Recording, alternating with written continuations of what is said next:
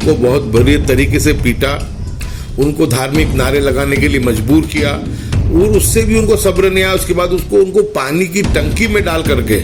उसमें भी मारा गया। उसके भी वीडियो जो है वो हमने आपको भी भिजवाए हैं और हमने ऑल मीडिया के अंदर भी सभी जगह पर उनको भेजा है देखने के लिए कि आप देखो ये किस तरीके की बर्बरता इस गुजरात में पिछले 1 साल से हो रही है। उनको इतने बुरी तरीके से मारा, ड्राइवर तो भाग जाने में कामयाब हो गया, लेकिन जो कंडक्टर था निहायत ही बहुत ही गरीब फैमिली से वो आता है, छोटे छोटे बच्चे, बहुत मासूम उसके छोटे छोटे बच्चे हैं। उसकी पूरी फैमिली को, उसकी जिंदगी को आज यानी बहुत बुरे तरीके से उजाड़ दिया गया। एक निर्दोष व्यक्ति को इस तरीके से मारा जाए और उसकी जान ले ली जाए और उसके बाद भी पुलिस लीपापोती करने में लगी है। इनके जो आका जो गांधीनगर में बैठे हैं, उन आकाओं के आदेश पे कि भाई मॉब लिंचिंग का केस ना बने, ताकि देश में चुनाव चल रहा है तो देश में किसी जगह पे इसका उनको जो है नुकसान ना हो। राज्य के मुख्यमंत्री और राज्य के गृह मंत्री में अगर थोड़ी बहुत भी शर्म बाकी हो तो तात्कालिक इसके अंदर मॉब लिंचिंग का केस दायर करना चाहिए। आप देख रहे हैं देश लाइव, देश की आवाज। अस्सलाम वालेकुम, आदाब, नमस्कार, सत श्री अकाल। देश लाइव में आपका स्वागत है। मैं हूं सहल कुरैशी।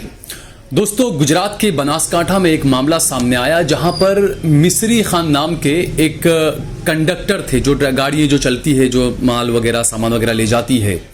बताया जा रहा है कि मिस्री खान अपनी बहन के घर पर 2 भैंसे लेकर जा रहे थे। इसी बीच कुछ गौ रक्षा के नाम पर गुंडागर्दी करने वाले कुछ लोगों ने वहां पर मार पिटाई शुरू कर दी, गाड़ी को रोका। ड्राइवर मौके से भागने में फरार हुआ। उसके बाद में ड्राइवर ने जाकर पुलिस को आंखों देखी सारी हालात बताए। मिस्री खान की मौत हो गई। यानी कि सीधे तौर पर मॉब लिंचिंग का एक मामला है। गाड़ी भरकर, स्कॉर्पियो भरकर कुछ गुंडे आए जो गोरक्षा के नाम पर गुंडाई कर रहे थे। गाड़ी को रोकने की कोशिश की, पीछा किया, उसके बाद में गाड़ी को रोका, ड्राइवर भाग गया। मिस्री खान की इस घटना के अंदर मौत हो गई। हालांकि पुलिस जो है वो पल्ला झाड़ने में लगी है। पुलिस का कहना है कि ये मॉब लिंचिंग इसे नहीं कहना चाहिए, क्योंकि जहां पना का स्टेट है, इसलिए मॉब लिंचिंग तो एक बड़ा कलंक लग जाएगा। तो इसी मामले को लेकर जो कांग्रेस के पूर्व विधायक है ग्यासुद्दीन शेख साहब हमारे साथ में मौजूद हैं। जैसे ये घटना हुई तो ग्यासुद्दीन साहब ने इस पूरे घटना को लेकर संज्ञान लेकर जो बात की और क्या क्या हुआ और इस तरीके की घटनाएं, गुंडों को आखिर बल कैसे मिल रहा है, इन तमाम मुद्दों पर हम बात करेंगे। ग्यासुद्दीन साहब, जिस तरीके से जो बनासकांठा की जो घटना हुई दियोदर में, जो आरोपी है इस तरीके से एक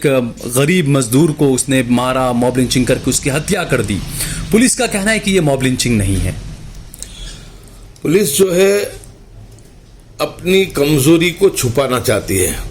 वहां पर इस गुंडे का और इसकी गैंग का अंत तक पिछले 1 साल से मुसलसल होता जा रहा था। बार बार, आज से 7-8 महीने पहले भी 22/7/2023 के दिन भी इन्होंने इस गुंडों ने इसी तरीके से इसी गांव के, जिस गांव से मिस्री खान रहते थे, वहां के लोगों को बहुत बुरे तरीके से पीटा, उनको धार्मिक नारे लगाने के लिए मजबूर किया और उससे भी उनको सब्र नहीं आया। उसके बाद उनको पानी की टंकी में डाल करके उसमें भी मारा गया। उसके भी वीडियो जो है वो हमने आपको भी भिजवाए हैं और हमने ऑल मीडिया के अंदर भी सभी जगह पर उनको भेजा है देखने के लिए कि आप देखो ये किस तरीके की बर्बरता इस गुजरात में पिछले 1 साल से हो रही है। दुख की बात तो ये है कि जब 2023 के अंदर 7वें महीने में ये घटना बनी तो उस वक्त में भी हमने भी कंप्लेन की थी इस घटना को लेकर के, और गुजरात के जो सामाजिक आगेवान है इम्तियाज पठान, उन्होंने तो नामदार हाईकोर्ट में भी केस दायर किया था कि इनके सामने 307 की कलम के तहत केस दाखिल होना चाहिए, लेकिन अभी तक पुलिस ने केस दाखिल नहीं किया है। हाईकोर्ट में वो मैटर पेंडिंग चल रही है और आज उनकी हिम्मत इतनी बढ़ गई कि आज वो, जब ये लोग उसी गांव के लोग जब जा रहे थे तो उनका पीछा करके उनको इतने बुरे तरीके से मारा, ड्राइवर तो भाग जाने में कामयाब हो गया, लेकिन जो कंडक्टर था निहायत ही बहुत ही गरीब फैमिली से वो आता है, छोटे छोटे बच्चे, बहुत मासूम उसके छोटे छोटे बच्चे हैं। उसकी पूरी फैमिली को, उसकी जिंदगी को आज यानी बहुत बुरे तरीके से उजाड़ दिया गया। मैं मानता हूं कि आज का दिन बहुत बड़े कलंक का दिन है कि एक निर्दोष व्यक्ति को इस तरीके से मारा जाए और उसकी जान ले ली जाए और उसके बाद भी पुलिस लीपापोती करने में लगी है। इनके जो आका जो गांधीनगर में बैठे हैं, उन आकाओं के आदेश पे कि भाई मॉब लिंचिंग का केस ना बने, ताकि देश में चुनाव चल रहा है तो देश में किसी जगह पे इसका उनको जो है नुकसान ना हो, इसलिए मॉब लिंचिंग का नहीं, बिल्कुल अफरा तफरी में उन्होंने एक जो था कि उनके भाई की कंप्लेन लेके अपने तरीके से कंप्लेन लिख ली, 5 लिपापोती कर ली उन्होंने और उन लोगों को 5 लोगों के सामने FIR एफआईआर भी दर्ज की और बाद में जो वहां के एसपी हैं वो निवेदन भी दे रहे हैं, उनका निवेदन भी सामने आया कि भाई मॉब लिंचिंग की घटना नहीं है, ये तो पर्सनल अदावत थी। वो गरीब आदमी है, वो मजदूरी करने वाला आदमी है, उसकी कौन सी पर्सनल अदावत है? यानी अपनी लीपापोती करने के लिए इसको पर्सनल अदावत में इसको यानी इसको ठहराना चाह के यानी लोगों की आंख पे पट्टी बांधना चाहते हैं। मैं मानता हूं कि बहुत ही कलंक की बात है। राज्य के मुख्यमंत्री और राज्य के गृह मंत्री में अगर थोड़ी बहुत भी शर्म बाकी हो तो तात्कालिक इसके अंदर मॉब लिंचिंग का केस दायर करना चाहिए। हमने आज मैंने और मेरे साथी जो वर्तमान विधायक इमरान खेड़ावाला हमने ट्वीट भी किया है और मुख्यमंत्री से भी कहा है हमने और गृह मंत्री से भी और राज्य के डीजीपी को भी सब वीडियो भेज करके हमने उनसे भी कहा है कि भाई इसके बारे में तात्कालिक जो है मॉब लिंचिंग का केस दायर करना चाहिए और कड़क से कड़क सजा इनको देनी चाहिए ताकि ऐसी कोई घटनाएं बने नहीं। पिछले 6-12 महीने से इनका जो आतंक है कि पूरा आतंक पालनपुर बॉर्डर से इनका जो आतंक शुरू होता है वहां से लेकर के डीसा से थराद से लेकर के अहमदाबाद की बॉर्डर तक गौ रक्षा के नाम पे लूटपाट करते हैं, गाड़ियों को गलत तरीके से रोकते हैं, जो हफ्ता देते हैं उनको जाने देते हैं और जो हफ्ता नहीं देते हैं उन लोगों के साथ मार पिटाई भी करते हैं और इस तरीके की घटनाएं भी बनाते हैं। मुसलमान ही नहीं, इसमें जो बेचारे मालधारी गरीब समाज के लोग हैं वो भी इसमें इनके उसमें आ जा रहे हैं, उनके साथ में भी ये सारी चीजें ये बिल्कुल सभी के साथ ये घटना बनती है। ये कोई मामला को आज आप समझे कि अगर भैंस हो या पाड़ा हो तो इसको कायदे से लीगल जो गुजरात सरकार ने भी उसको बिल्कुल रिकॉग्नाइज किया हुआ है। वो जो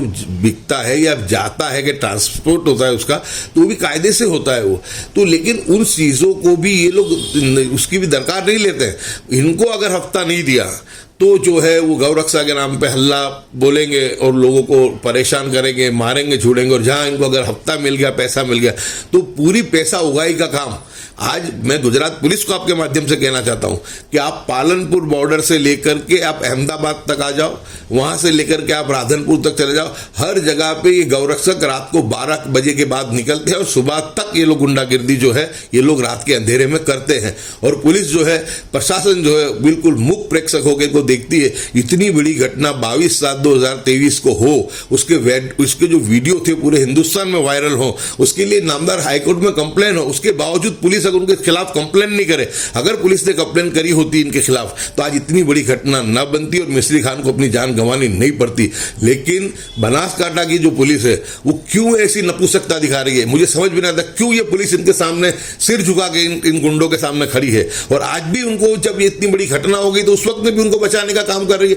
मैं मानता हूं कि गुजरात के लिए गांधी जी का गुजरात है, सरदार साहब का गुजरात है, अहिंसा में मानने वाला गुजरात है। इस गुजरात के अंदर ऐसी घटना बहुत ही शर्मजनक है। मैं तो कहता हूं तात्कालिक गृह मंत्री के भी राजीनामा देना चाहिए इस मामले में कि एक निर्दोष की जान उनके डिपार्टमेंट की जो थी बेदरकारी के चलते आज एक निर्दोष आदमी की जो है जान गई है। दूसरा इसमें जो बताया गया, जो आपने बताया कि पहले ही आपने पत्र भी लिखा था, जो वीडियो आपने भेजे मैंने भी देखा, जो कुएं में पानी में डालकर मार रहे हैं उसको, जो आरोपी है अखीराज सिंह, उसकी छवि ही गुनाहित छवि बताई जा रही है। बिल्कुल पुलिस ने पहले कार्रवाई की होती तो ये घटना नहीं होती, लेकिन पुलिस का सिर्फ ये एक मामले में नहीं, कई दूसरे ऐसे मामलों में पुलिस के ऊपर सवाल उठ रहे हैं कि इस तरीके से पुलिस ढील देती है और उसके बाद में इस तरह की घटना जब होती है उसके बाद ही फिर पुलिस का महकमा खड़ा होता है कार्रवाई करने के लिए। बिल्कुल इनको संरक्षण है। आप समझिए कि ये इनके जो आका है वो गांधीनगर में बैठे हैं, इनको बचाने वाले गांधीनगर में बैठे हैं। पूरा होम मिनिस्ट्री जो है वो इनके सामने कड़े सख्त कदम लेने से हमेशा रोकती है और उसका नतीजा है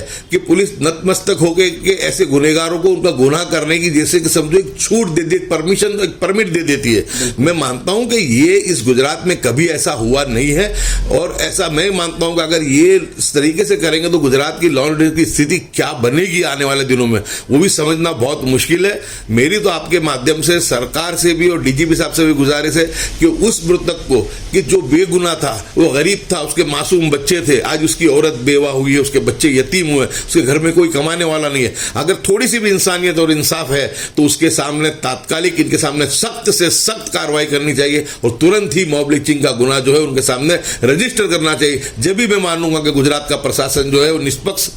जो है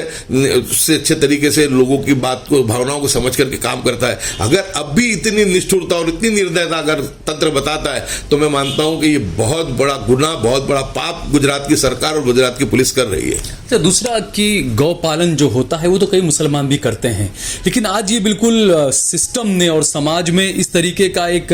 माहौल खड़ा कर दिया है बीजेपी की सरकारों ने कि गौ रक्षा का नाम दिया जाता है, लेकिन उसके पीछे ज्यादातर जो है वो गुंडाई की जाती है। रैली में खड़े होकर नरेंद्र मोदी भले बोल देते हैं कि हाँ गौ रक्षा के नाम पर गुंडागर्दी होती है, लेकिन कार्रवाई के नाम पर उनकी सरकार हर जगह पर, क्योंकि इसी तरह का मामला है जिस तरीके से गाड़ी में हमने देखा, जो वीडियो जो दिखाया भी नहीं जाना चाहिए दर्शकों को, गाड़ी में खून पड़ा हुआ है, उसका गला काट दिया गया।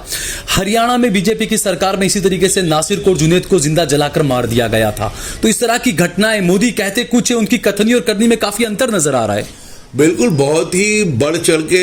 पार्लियामेंट में इन्होंने कहा था कि मॉब लिंचिंग का बिल ले आए हैं, हिंदुस्तान में मॉब लिंचिंग को बर्दाश्त नहीं किया जाएगा, लेकिन मॉब लिंचिंग हो रही है। जो गवर्नमेंट, जो प्रधानमंत्री संसद में खड़े होकर के बात करते हैं उससे उलट ही काम करते हैं। मैं ये मानता हूं कि जिस तरीके से जुनैद नासिर का मामला बना था, जिस तरीके से इसके अलावा भी हिंदुस्तान में बहुत सब मॉब लिंचिंग की घटनाएं बनी और ये गुजरात की जो घटना बनी है, तो ये इससे भी अगर सरकार संज्ञान नहीं लेती और इतनी निष्ठुरता और इतनी निर्दयता है और हर बात को लेकर के वो हिंदू मुस्लिम के चश्मे से देखने का प्रयास करेंगे, तो मैं मानता हूं कि रूल ऑफ लॉ कहां है, इंसाफ कहां है। आज तुम कम से कम कि जिसके साथ अन्याय हुआ है और 12 महीने पहले से वहां पे एक हत्तू इनका शासन चल रहा है, ये आरोपियों का, वहां पे आने जाने वालों को मारा जाता है, झूड़ा जाता है, उनकी कंप्लेंट देने जाते हैं, उनकी कंप्लेंट पुलिस दायर नहीं करती है, पुलिस कंप्लेंट नहीं लेती है। मैंने आपसे पहले भी कहा कि इम्तियाज पठान ने नामदार हाईकोर्ट में की है उन्होंने इसके बारे में कि इनके खिलाफ आज भी जो पानी की टंकी में डाल के इनको मारा था, जब उनसे धार्मिक नारे लगवाए थे, उस पर भी अभी तक केस दर्ज नहीं किया है, वो पेंडिंग अभी तक पड़ा हुआ है। तो मैं मानता हूं कि ये बहुत ही हमारे लिए शर्मजनक बात है और इसके लिए तात्कालिक कार्रवाई होनी चाहिए। और मैं तो आपके माध्यम से भी कहता हूं कि इनके खिलाफ जो ये कार्रवाई है, ये कार्रवाई इनके सामने मॉब लिंचिंग की हो, उसके लिए गुजरात भर से भी जितने भी जो एनजीओ हैं,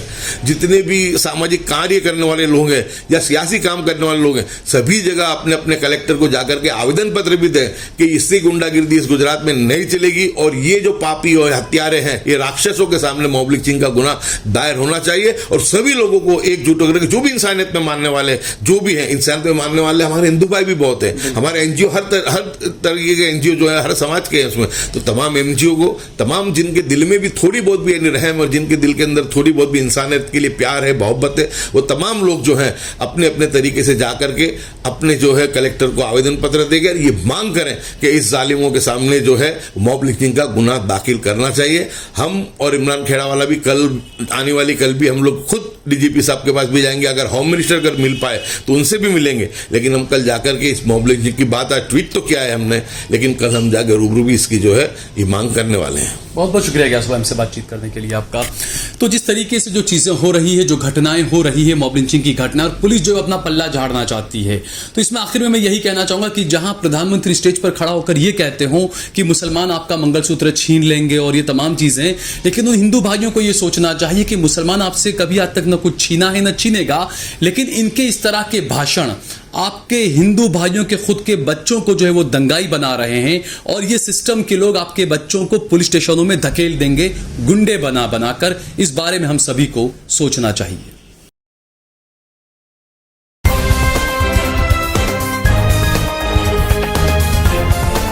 देश और दुनिया की तमाम छोटी और बड़ी खबरों के लिए हमारे चैनल को सब्सक्राइब करना न भूलें और बेल का बटन जरूर दबाएं।